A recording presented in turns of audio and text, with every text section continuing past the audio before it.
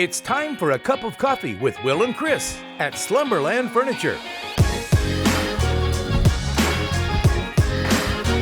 From Slumberland Furniture in Osage Beach, here are your hosts, William Holtz and Chris Schneider.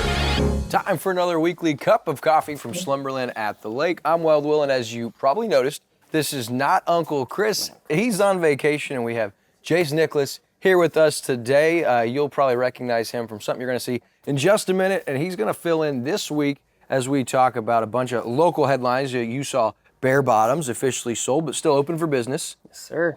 We've got LOZ featured docs we're going to tell you about, plus a couple of big headlines, the numbers, the final projections of what they believe the marijuana tax credit is going to create in Missouri is in, and that is a massive revenue that marijuana has created. And then also, big topic for locals that love football, KC Chiefs, are they going to be the KC Chiefs much longer, or could they be moving to Kansas? We'll talk about that, plus your LOZ app rumor mill, that and a whole lot more after this from Slumberland at the Lake.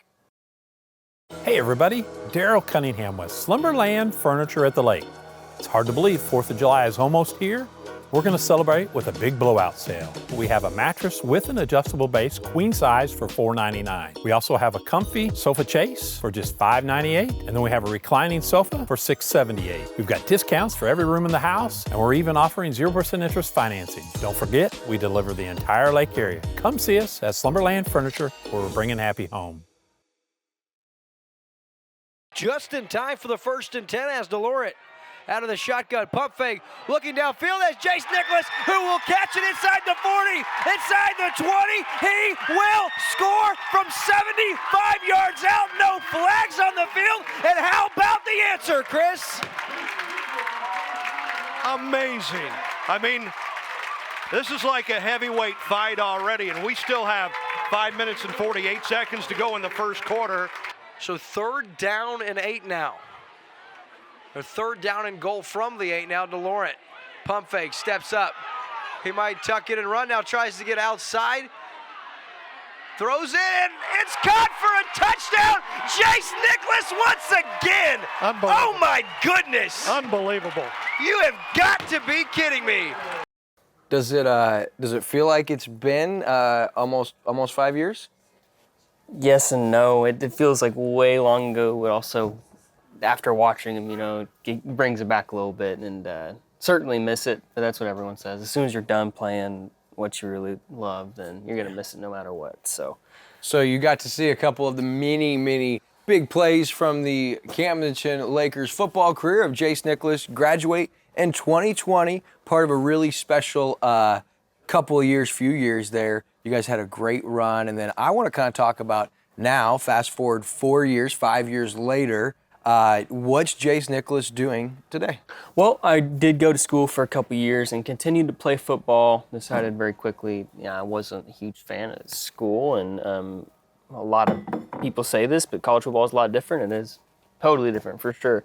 Still loved it, but decided to be done with it, which left a pretty big hole in my life. I still wanted to be competitive and do things, so got into entrepreneurship and business, and picked up a couple awesome partners, Jacob Curley, Jacob Folsang, both 2020 graduates as well, both high school athletes, very successful high school athletes, or they're competitive in their own nature. So we all wanted to maintain that competitive spirit. And now we started Celerity Media Group almost 2 years ago. And we really feel like we're changing what digital marketing means and delivering a product that we feel like the Lake area deserves. Really centering on social media and giving businesses real personalities and real platforms online to share what their day-to-day businesses look like and Sure. what they can provide for their clients. Sure. I mean, and let's face it, I mean, the day and age of the way we get our information, our media, our news, our sports, our entertainment, it looks so much different now than it did, even when you graduated high school, for me a long time ago, and then even me growing up. And so for a guy like you who's kind of grown up, exposed to social media, digital media, online, what was it that kind of made you want to go this direction? I mean, from being an athlete, at some point you probably had aspirations of playing either professionally or forever. And so when you get to the point where you're like, okay, I don't think that's it, or I want to do that, what was it about digital media or social media or content creation that really stood out to you? We felt like we could make a real change in the businesses of other people. And we really felt like we could add value. When we started getting really good at what we do, it became obvious. Weeks after we start with anybody, they start getting more calls, and that's fulfilling. It's really awesome to see our clients have more success and reach the goals that they set with us, and they really attain that success. It's fun, and I love meeting new people and learning more about different businesses. Something that we always tell our clients, we're not experts in your field, but I love learning about other people's fields, and it inspires me to see different business owners and entrepreneurs do their thing in their realm. And something about that it's fulfilling to me. So I want to ask, because something that I combated and still combat at times is you're a younger guy, your partners are younger guys, and so when you're approaching and dealing with business owners who are anywhere from, they could be our age or your age, or heck, they could be 50, 60, have you dealt with at all the hard for people to take you seriously because you're younger, and what have you kind of done to combat that? Certainly. People look at you and they go, you're just a kid, you don't know what you're talking about, you don't know what you're doing, or you don't know how to run a business, or yada, yada, yada, name the projection there. And I can't say that it's not true or learning, but tell me, how long have you been running Lake TV? 11 years. Do you still learn every day? Absolutely. So if I were to ask any business owner, do you still learn every day? The answer is absolutely. So on that level, everyone is always learning every day in this realm. We've actually learned to lean into it, right? So if you are younger, if you are new in something, you can't hide that. Yes, I'm 22 years old, obviously. I probably look 17, right? But I tell people that's what is special about us, is that we have all this, we've grown up in that digital age, so social media comes naturally to us, right? But we also are able to absorb and learn very quickly and change on the fly, and we're full of energy. So client calls me at 11 p.m., 9 times out of 10, I'm going to answer because I'm 22 and I'm awake. So and real I lean quick, into that. I want to shed light before we get into the meat and potatoes of our local headlines and stuff. For you guys, you're younger, but man, you've had some really success stories, if you will. So real quick, touch on the Missouri Welding Institute, and then here locally, I know that you guys do a lot of stuff with JG and Shady Gators, and those two have been big for you guys. So real quick, touch on those two. Absolutely. I could talk about our personal success with that, but like I said earlier, what really inspires me and makes me happy and gets me fulfilled is the success of those clients. So when we started with Missouri Welding Institute, they really didn't have much of an Instagram or a Facebook presence or a YouTube presence at all. They had a little bit of a TikTok. They had about 35,000 followers. It's now up over 400,000 followers. It's almost 420,000 followers. And their Facebook, Instagram, and YouTube all have over 100,000 followers as well. That's cool because we can go, oh, we did that, that's measurable. But what's really cool is how big their reach has gotten now. So what their business used to be is 90% of their students would be from Missouri, right? Just naturally, Missouri Welding Institute. But now you see a little bit of a shift, and there's a lot of people coming in from other areas of the country, and they're able to grow their influence in what we believe is the best trade school in the nation, and they're really able to spread their education. It's really cool to see that. And even more important, because everybody out there wants to do social media, they want to do content creation, and without a call to action or a why, you're really spinning your wheels, you're wasting money. And so for you guys, for a welding institute, they're hoping to get more students. And so let's talk about the success real quick as far as admissions coming directly from those social media platforms. They've set their admissions record 2 years in a row since we've taken over. And that's what fulfills me. That's what makes me happy, because obviously that's seeing their direct success, but you can attribute it to us, especially when you see the people, you ask them, where did you see Missouri Welding Institute? And it's TikTok or Instagram, so that's really cool.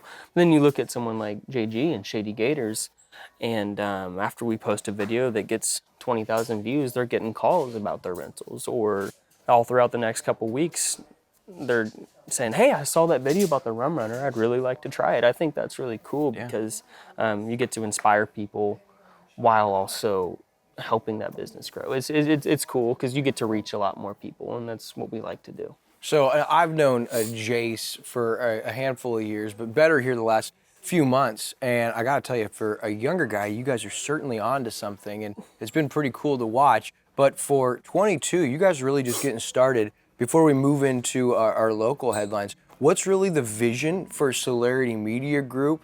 And it's not a company that you guys are just starting and hoping works out. I mean, this is your plan, this is your lane, and you guys are planning on doing a lot with Celerity.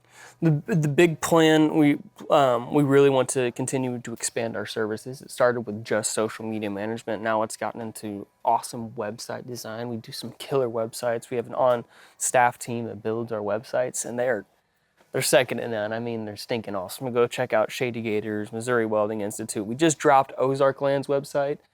Everyone knows about Ozarkland. You can order all of the products online now. Super cool. And that website is, I think it's the coolest website ever. Super clean. It reflects their personality. But we also are wanting to get, not wanting, we've expanded into awesome SEO stuff. So Google search pay-per-click engine ads. optimization. Search engine out there that optimization. are unfamiliar with some of those digital terms, which those kind of things are so important, and you want to grow that side of your business. I will ask, so you're only 22, but what's something that you wish 16, 17-year-old Jace, like headed into your senior year, at that point, we as guys, we kind of had it all figured out, no one's going to teach us anything, but what's something you wish you could go back now and tell that version of Jace? Well, I tried to always be nice to everybody, and I'm sure there's some people that I rubbed wrong. Everyone does, and sorry, clearly, but to understand everyone's strengths, to get to know people on a more personal level. I think God gives everyone different levels of gifts, right? So someone might be really good at football, or someone might be really, really good at computers, or really good at acting, or everyone has their realm where they're gifted, and I think it's really cool. And I wish I would have done more of this, but get to know people in those realms and appreciate their levels of talent and their love for what they do. That's awesome. That's awesome. And you did that, and now you guys are getting to do that at a higher level.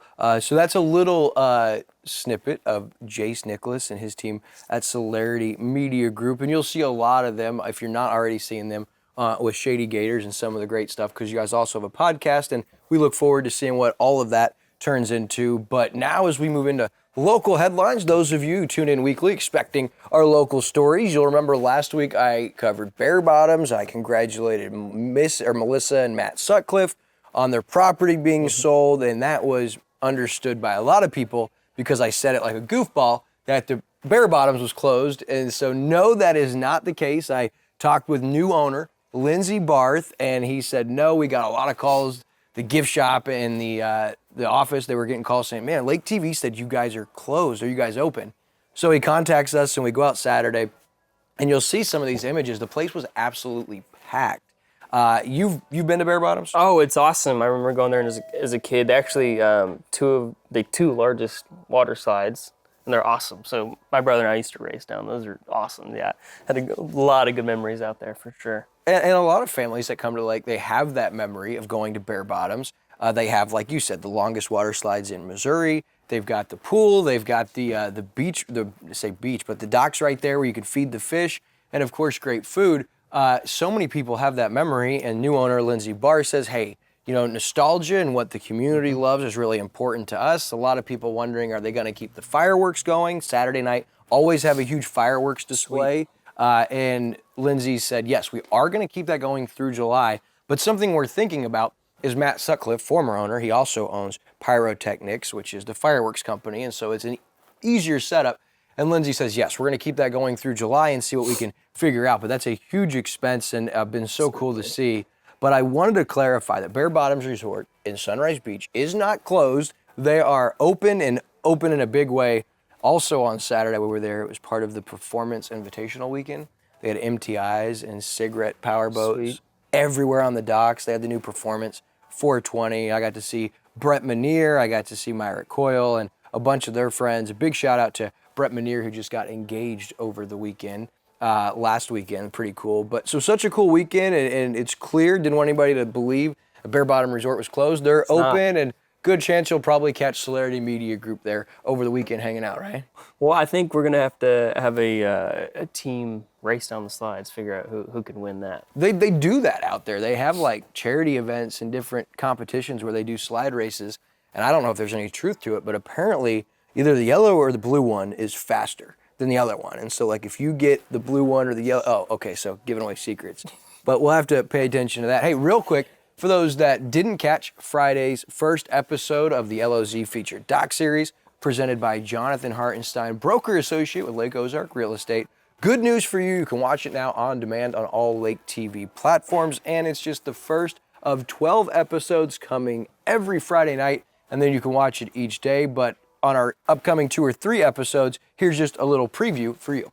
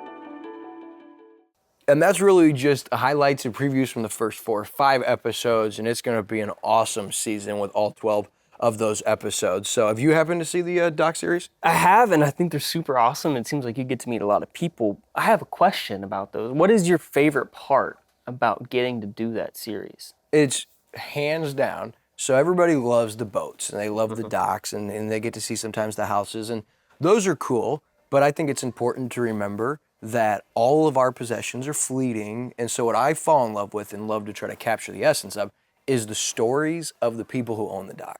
Okay. Because they didn't just start out with a multi-million-dollar lake house and a $500,000 dock and $1 million worth of boats. And in most cases, these people didn't get there by doing things the wrong way. They did it by taking care of others and by being kind and honest and having integrity. And so getting to kind of uncover the veil and tell their story a little bit. For instance, we shot with a family that will be in this season, real modest couple. Turns out the guy owns a company called E-Trailer that his dad had a trailer business, and he said, I want to sell parts. It's turned into a massive company now with like 700 employees, and they sent us with this beautiful Carhartt backpack with all of their promotional items. And it was like, you know, that guy was worked his tail off to make this lifestyle possible. And I love getting to tell those stories. That's awesome. That's what inspires me about getting to watch those, is the story behind those, because that's what I've talked about all along, is getting to know people and their why. And you know, you'll see, like, for any of us, it's pretty clear once we stop in our own run, our own race, we just slow down for a minute, that everyone's really after about the same thing. And so when you do get to see these guys that have all of this and the possessions, it's not really the possessions we end up loving about them, it's the people they are and the way they've gotten there and the things that you'll learn about you trying to get to a certain place in your life. So I think it's pretty clear that we're all after very similar things. And so when you see somebody with all that stuff, you think that's what you like about them. And it's like, no, you're a great husband, and you're a great father, and you're a great boss, and you're a great friend. Like, those are the qualities that I'm drawn to about you. Certainly. You know, and man, I've met some amazing people through the doc series, but another headline, so Grand Collision Repair, new business. It's not so new, it is new owners, and it is a new name. So you guys all remember Hawk and Car Star Collision Repair there in Osage Beach. Well, Bruce and Tammy Hecker have actually bought that. Bruce spent 26 years working with Riley Chevrolet and Rusty Druring Auto Group in Jeff City, Columbia, and they just had a big ribbon cutting. I got to meet Bruce and Tammy at a Kids Harbor, the barbecue bash this year, and they're doing a great job getting injecting themselves into the local community. So go by and see Grand Collision Repair, Bruce and Tammy Hecker, the new owners there. Congratulations to them. All right, another big topic the last couple of years, marijuana. It's now recreational legal in the state of Missouri, and that is going to and has created massive taxes for the state of Missouri. The number is officially in, estimated by the Missouri Cannabis Trade, It's a projected $238 million that'll be projected in sales tax and revenue this year in the state of Missouri. And if you're wondering, like, where does that money go? It goes a lot of places. I found it interesting that the first expense it goes to is covering state cost of regulating the industry itself, which, I mean, makes sense. Yeah. But so since 2020, since it became legal, there's been $2.5 billion in sales, creating over $370 million in state and local taxes. That's a big number.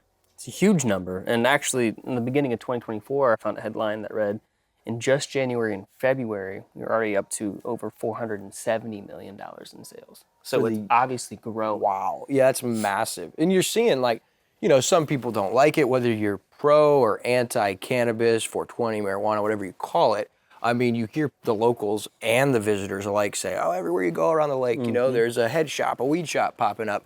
But it is going to produce a lot of additional sales tax and revenue. And I know here, like in Sunrise Beach, that the sales tax on revenue in the village of Sunrise Beach, the first place that goes is to the police department. Okay. And so a lot of the municipalities and the local jurisdictions, you know, they have control over where that revenue goes, or they have a discretionary portion or percentage of that. And so there are areas that are going to benefit. I guess the question becomes for every individual whether the pros outweighs the cons or vice versa. But those are some big numbers. And as you alluded to, I don't believe that's going to slow down anytime soon. I feel like people's misconception, if you will, or, you know, I grew up, everyone believed that weed was the devil. That was in my household, all of my friends, that was kind of the misconception, or everyone thought, oh, it's terrible. I thought that for a long time. And so I do believe that that stigma about that is not quite as strong as it was 5 or 6 years ago, and I see that trend continually changing. It doesn't feel like that stigma is as strong either. I think we should pay more attention to the dangers of what it could lead to, primarily driving, right? I think we need to, we're very against drinking and driving for obvious reasons, but I think being high and driving should also be brought in that conversation as well. And I do think the state has amped up their efforts. Certainly. And, you know, buzz driving, if you're high and driving, that's the same. I hear those ads a lot. But that is something that, it's a great point, because people don't think that drinking drunk, well, your motor skills are greatly dulled when you're under the influence of THC.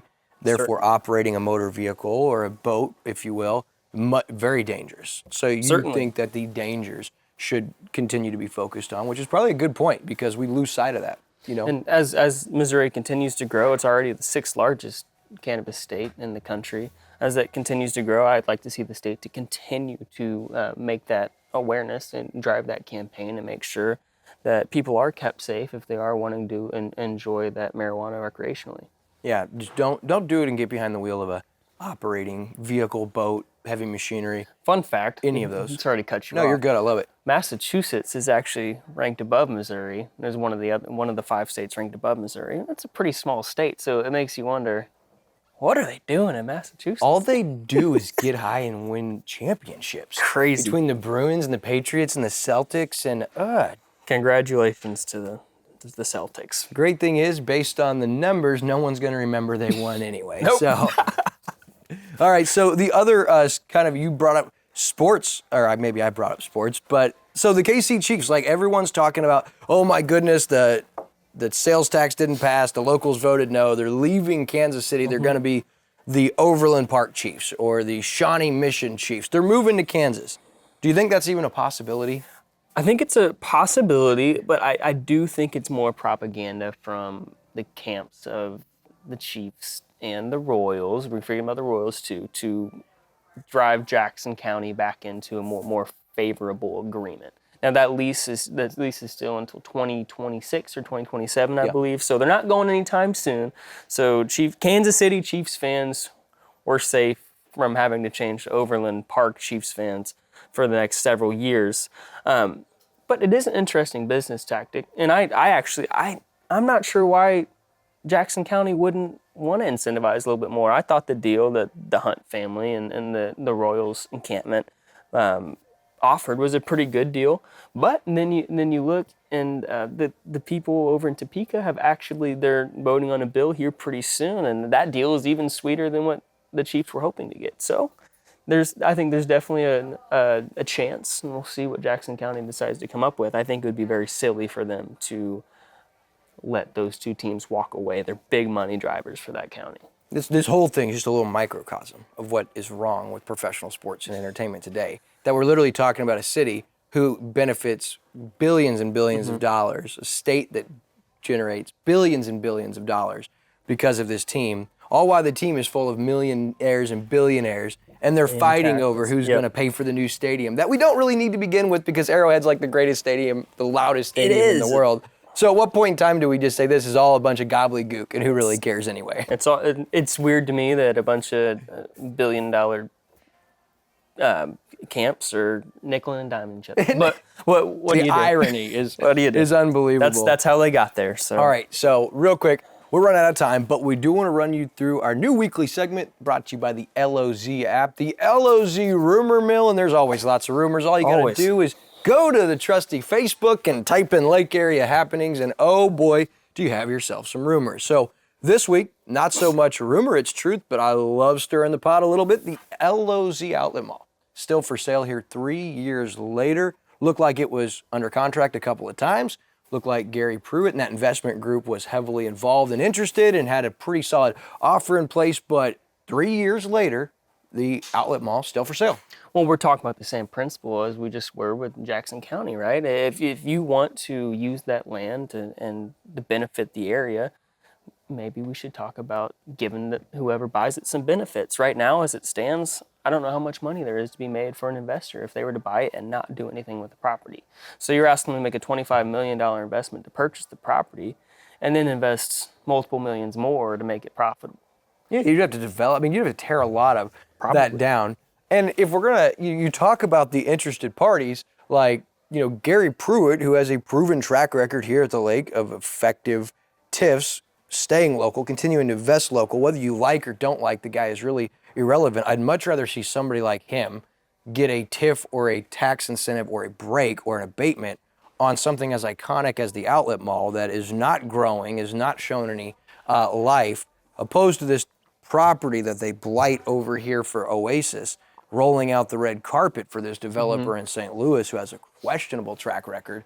Why not give an incentive package? Even the school district was on board with the 50-50 TIF that was offered there. So I'm not sure, but 3 years later, the LOZ Mall still on the market, and who knows if anything happens there.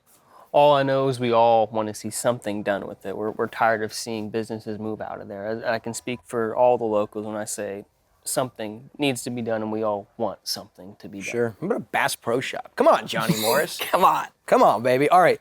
Also in the LOZ Rumor Mill, LOZ or Lake Expo, it's talked about the Cybertruck takeover. We were at Shootout Offshore. We saw a couple of them. Yeah. And, you guys were bantering about, oh, look at the new Cybertruck. So what's your take? They're everywhere, right?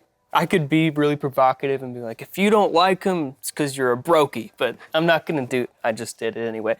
But come on, the more we talk about it, the more you're going to see them. It's basic laws of attraction. So if you're talking about, if we were to start talking about Corvettes, all you're going to see is Corvettes on the road just because you're thinking about them.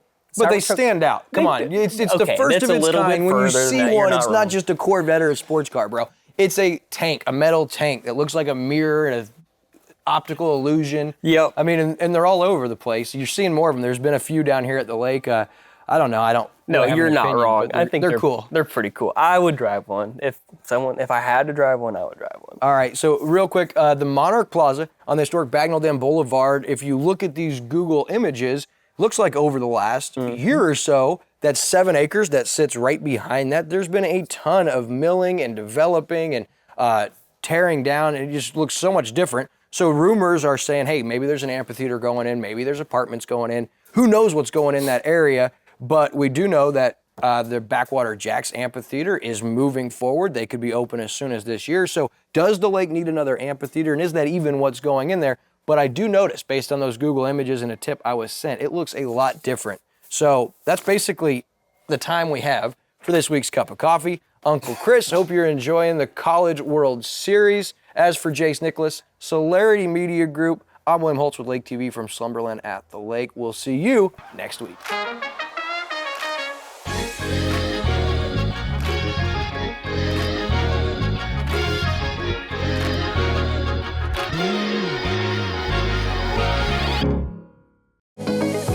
watching Lake TV.